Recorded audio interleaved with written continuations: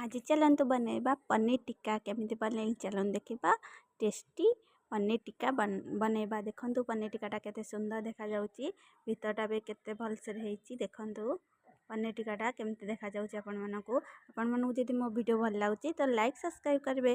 तापे कोन नै चलन देखिबा। बेसन नैची, अदा रसुण पेस्ट नैची, लंका गुंड, हळदी गुंड, धनिया गुंड, लूण, चिकेन मसला ये पकईकी मु सब या भलसे एमती मैरिनेट कर देची।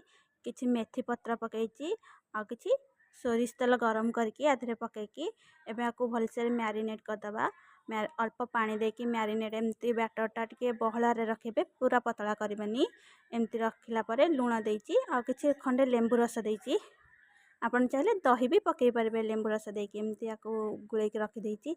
तापरे क्यूट साइज रे कटा हेतबा पनीर आउ कैप्सिकम आउ प्याज को एमती मैरिनेट करके 10-15 मिनट में याको घोड़े के एमती रखिदेबे।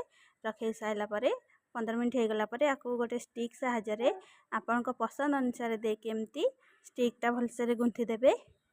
एमती गोटे ओनियन, गोटे कैप्सिकम, गोटे पनीर एमती देकी भलसे गुंथी देची। एमती गुंथी साइला परे एमती सबुतक आपण सजै देबे। सजै साइला परे देखंतु मोर एठी सबुतक मु एमती स्टिक एमती पूरा भलसे सजै देची। आपन जदि मो वीडियोटा भल लागुची तो लाइक सब्सक्राइब कर देबे। एमती सबुतक मु स्टिक एठी मोर गुंथी देची।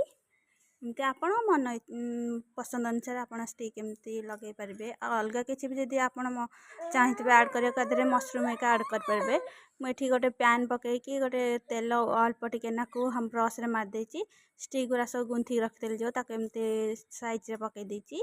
एमती सजै साइला परे अल्प अल्प अल्प करके अल्प तेल देकी एपट सेपट करके लेउटे देची।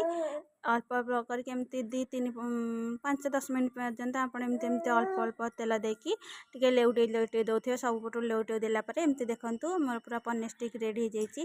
केमती लागुची आपण मो वीडियो तो कहबे। रहूची जय जगन्नाथ।